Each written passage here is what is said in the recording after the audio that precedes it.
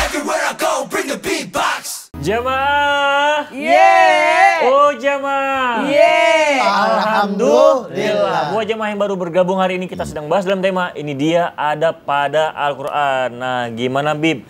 Baiknya membaca Al-Quran itu dengan nada yang keras kah atau nada pelan itu gimana hukumnya? Silakan Bib. Ya khair afwan, Tugurian, afwan Ustaz Maulana, Ustaz Syam. Bismillahirrahmanirrahim. Allahumma sholli ala sayyidina Muhammad wa ala ali sayyidina Muhammad. Bagaimana cara membaca Al-Quran? Apakah harus dengan lembut atau harus dengan keras-keras? Atau baca Al-Quran dengan tenang? Atau mungkin kita baca Quran ada masuk nih set, ada orang lagi sholat, tiba-tiba kita baca Quran, ya kan? Abis itu kencang-kencang baca Qurannya. Maka membaca Al-Quran penuh dengan adab, penuh dengan ilmu, yakni ilmu tajwid, dan ada aturannya. Bagaimana aturan? Yang pertama, ketika kita ada di rumah, kita tahu keluarga kita tidur semua nih. Lagi pada tidur, lagi pada enak ya kan. Baru capek, istri kita habis kerja, ya kan. Kerja apaan? Kerja nyuci lah, masak, ngepel, nidurin anak, capek dan lain sebagainya. Maka kita baca Al-Quran. Baca Al-Quran pelan-pelan dengan tajwid, ya kan. Biarin dia dengerin sambil tidur. Jadi saya biasa kalau di rumah, itu saya baca Al-Quran itu di tempat sebelah kiri. Dan istri saya tidur, dan ada anak saya. Dan dia mendengarkan saya baca Quran. Karena baca Qurannya dengan apa? Dengan tartil, dengan enak, nggak terburu-buru. Nggak baca Al-Qurannya dengan emosional yang tinggi, nggak teriak-teriakan juga. Jadi tenang. Jadi bisa sambil tidur, sambil nikmat. Dan juga apa? Dan ketika dia baca Quran, Masya Allah, apabila ada di dalam kandungan, kita mempunyai lagi hamil, kebetulan kan lagi hamil juga. Jadi subhanallah, ini di dalam kandungan, itu mendengarkan baca Al-Quran. Ini Masya Allah, subhanallahnya, dia mendengarkan. Dan nikmat yang luar biasa, insya Allah apa? Mendapatkan keberkahan dalam anak tersebut dan sudah dari kecil terbiasa mendengar Al-Quran. Itu subhanallah. Jadi ada adab di mana dia baca Al-Quran dan juga ada aturan dia baca Al-Quran. Dan juga bagaimana adab membaca Al-Quran kalau lagi di masjid. Nah, ketika seseorang lagi di masjid, ada orang yang lagi sholat. Jangan kalian baca Qurannya kenceng-kenceng. Kalau merubah bacaan orang yang sholat gara-gara itu baca Quran, maka yang dosa siapa? Ayo, yang dosa siapa? Nah, ada Al-Quran nih. Ada orang lagi baca Quran. Dan ada yang sholat di sebelah kirinya, dia baca Qurannya kencang-kencang. Yang dosa siapa? Hah? Yang membaca Al-Quran. Karena apa? Mengganggu orang yang sholat. Baca Quran sunnah, sholat wajib, sedang berhadapan kepada Allah Subhanahu Wa Taala. Ketika lagi sholat, jangan ganggu orang yang sholat. Bahkan lewat depannya pun nggak boleh. Gangguin pun nggak boleh. Ada kita kalau lagi bercanda kan gangguin orang sholat, itu nggak boleh. Nggak boleh membatalkan sholat, haram. Nggak boleh. Nah banyak nih di antara kita nih yang suka jahilin temennya biar batal sholatnya, ketawa-tawain temennya biar batal sholatnya. Terus apa namanya, dulu kalau saya lagi sholat tuh, lagi sujud pas mau duduk tahiyat, dimasukin apa namanya itu, pukulan beduk.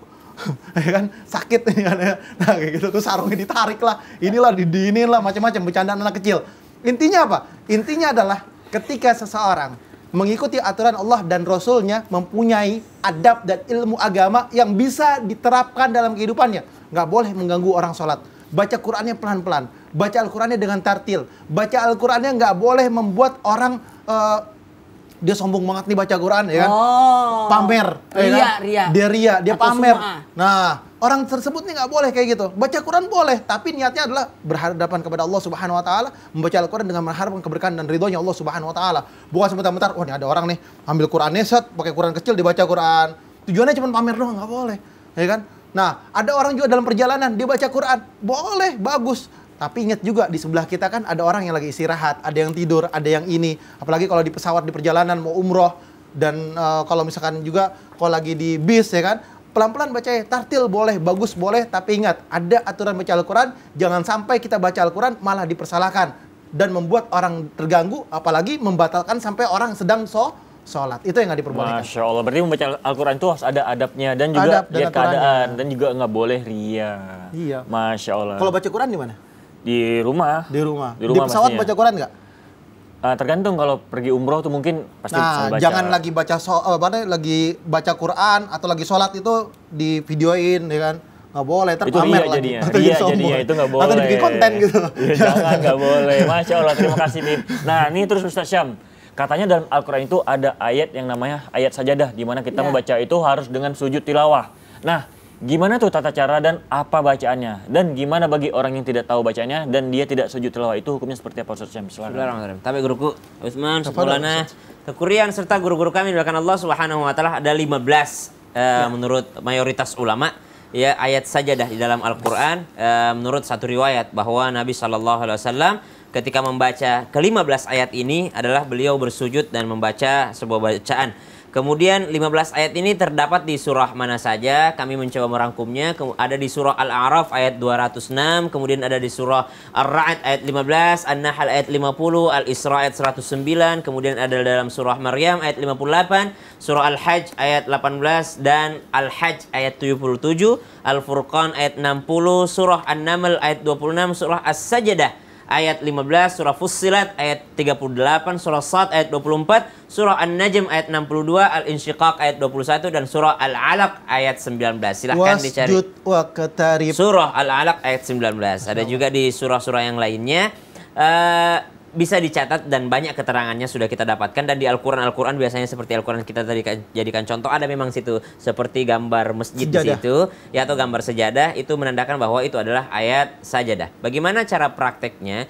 Jikalau dalam sholat ya membaca ya Allahu Akbar, contoh misalnya biasanya disunnahkan subuh Jumat membaca surah As-Sajdah. Sementara dalam surah As-Sajdah di ayat berapa tadi? Surah ayat 15 ada daripada ayat sajadahnya. Innama yu'minu bi ayatina alladhina idza dzukkiru biha kharru sujada wa sabbahu bihamdi rabbihim wa hum la yastakbirun. Di Al-Quran itu ada tanda sajadahnya di situ, langsung yastakbirun, Allahu Akbar, langsung sujud pada saat itu.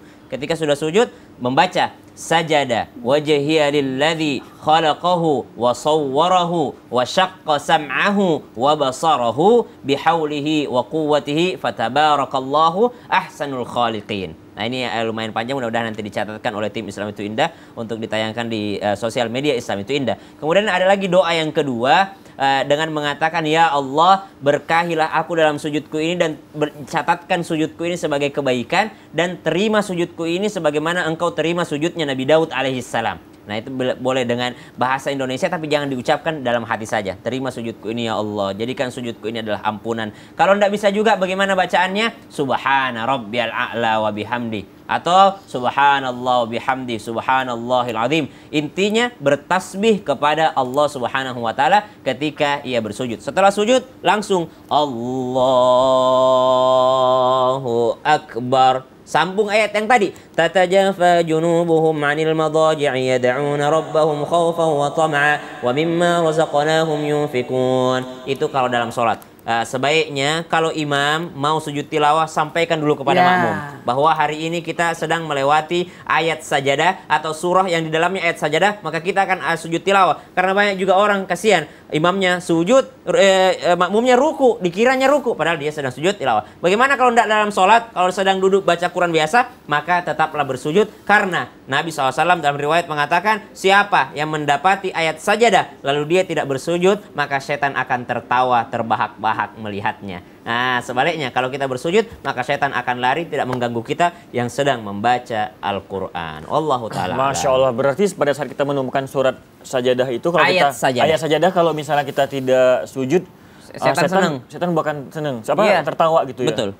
Masya Allah, berarti kalau kita Karena ketemu iblis diusir gara-gara tidak mau sujud. Betul. iya, Masya Allah. Terima kasih Ustaz. Sama-sama. Ustaznya. Baiklah, jamaah di rumah pasti udah gak sabar nih menunggu pertanyaannya dijawab sama guru-guru kita di sini. Nah, makanya kita langsung aja masuk ke segmen Tanya Dong Ustaz. Kami semua tanya dong Ustaz. Pertanyaan pertama dari Instagram hamba Allah. Assalamualaikum warahmatullahi wabarakatuh. Waalaikumsalam warahmatullahi wabarakatuh. Bolehkah wanita membaca Al-Quran tanpa memegang mushaf? Terutama untuk menjaga hafalan Al-Qurannya. Atau wanita haid sama sekali nggak boleh baca dan menyebut ayat-ayat Al-Quran. Itu gimana hukumnya Ustaz Maulana? Bismillahirrahmanirrahim. Langsung saja pada intinya tadi sudah dibahas juga oleh Habib tentang bagaimana orang yang tidak punya wudu. Ingat, mohon izin, bagi wanita yang halangan tidak boleh menyentuh Al-Quran dan membaca Al-Quran. Nah gimana nih kalau contoh dia merapikan barang yang ada Al-Quran. Tadi sudah dijelaskan untuk menyelamatkan aman, untuk mengamankan aman. Tapi dalam hal ini juga contoh buku-bukunya anak-anak. Kan ada di buku anak-anak itu ada tulisan Al-Quran dan tulisan Latinnya. Dilihat dulu, kalau kebanyakan tulisan Latinnya daripada tulisan Al-Qurannya, maka boleh untuk diamankan. Dan mohon maaf wanita halangan jangan sampai menyentuh Al-Quran apalagi membaca Al-Quran. Kecuali, sekali lagi, kecuali kalau Al-Qurannya itu bacaannya sudah jadi wirid ataupun jadi doa. Contoh, dia suka baca doa zikir pagi petang, sementara dia halangan, maka dimungkinkan untuk membaca surah-surah, ayat-ayat atau Al-Quran yang ada dalam doa ataupun zikir di awal, di pagi dan petang. Masya Allah. Nah, kalau dia hafal Quran nggak Ya. jadi masalah, dia Nggak bisa ada dawam. masalah untuk memperbaiki, apalagi untuk menjaga hafalan. Karena kalau 8 hari atau 5 hari dia tidak baca Quran, hilang hafalannya. Baiklah, terima kasih Ustadz Maulana. Baiklah, ini pertanyaan kedua. Assalamualaikum Ustadz Habib. Apakah wanita yang ingin membaca Al-Quran harus selalu memakai hijab atau pakai mukena dulu? Iya. Karena saya masih baru mau memulai memakai hijab nih. Saya suka baca Al-Quran kadang tanpa hijab. Itu gimana ya, Bib? Silakan Bib penjelasannya. Intinya adalah siapa orang yang ingin membaca Al-Quran harus dengan adab dan harus dengan menggunakan daripada syariatnya. Sebagaimana dia ketika sholat, adab seseorang sholat harus menutup auratnya. Aurat rajul baina surah wa rukbah, menutup daripada pusar dan dengkolnya. Dan aurat perempuan wal wajh wal ka'fain, kecuali muka dan telapak tangan. Maka sama seperti orang tersebut ingin melakukan yakni sholat dan ingin baca Quran, sama. Baca Quran harus dengan menutup daripada auratnya dengan baik.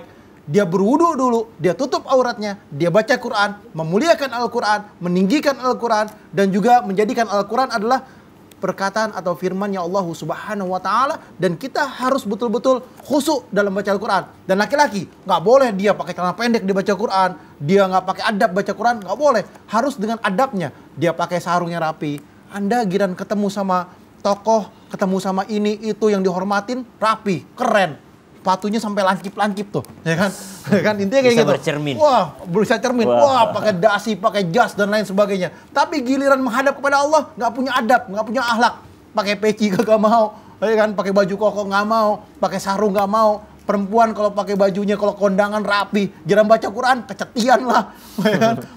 Giliran baca Quran asal-asalan, giliran mau sholat asal-asalan pakaiannya. Ayo pakai adab yang baik. Oke, baiklah. Masya Allah. Terima kasih Habib. Baiklah, selanjutnya mari kita mendengarkan muhasabah dan doa oleh Ustaz Syam. Silakan. Baik, bismillahirrahmanirrahim. Jamaah Islam itu indah dimuliakan Allah Subhanahu wa taala. Fa idza ja'atis sakhah yauma yafirrul mar'u min akhihi wa ummihi wa abihi wa sahibatihi wa banihi likulli imri'in minhum yauma idzin sya'nu yughnih. Di hari kiamat kelak, ketika sangkakala kedua ditiupkan, maka dibangkitkanlah kembali manusia dari kuburnya untuk mempertanggungjawabkan amalnya di hadapan Allah Subhanahu wa taala. Mereka akan saling mencari syafaat satu sama lainnya. Seorang anak akan lari menuju bapaknya, namun bapaknya tidak mau menghiraukannya. Nah, bapak juga sibuk dengan amal bapak. Ibunya pun demikian, anaknya pun demikian, saudaranya pun demikian. Tidak ada yang ingin saling membantu di hari kiamat. Semua yafirrun. Mereka berlari, melarikan diri daripada sanak saudaranya. Illa, kecuali hafizil Quran, para penjaga Al-Quran. Mereka yang dekat dengan Al-Quran. Mereka justru lari mencari orang tuanya di mana untuk memberikan mahkota dan jubah kehormatan kepada orang tuanya, lalu menggandeng mereka masuk ke surganya Allah Subhanahu wa taala.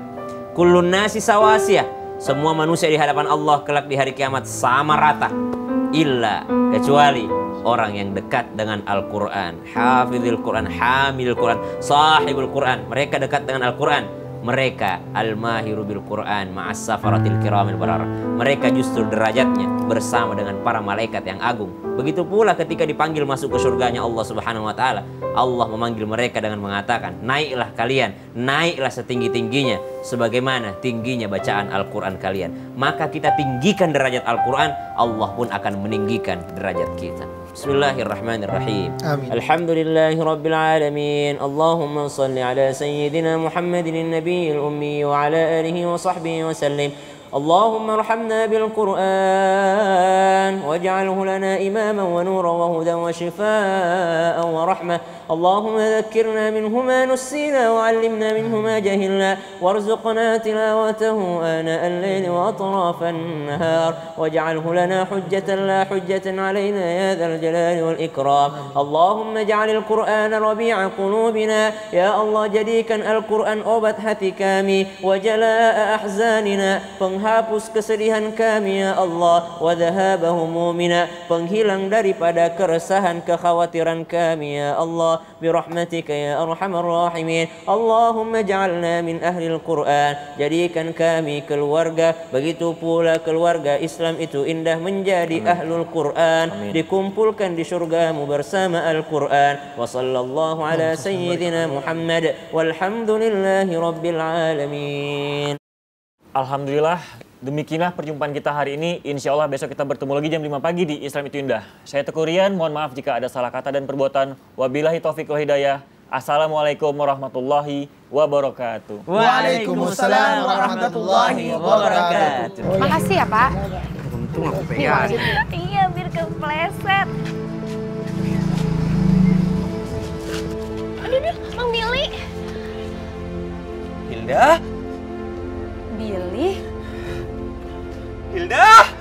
Billy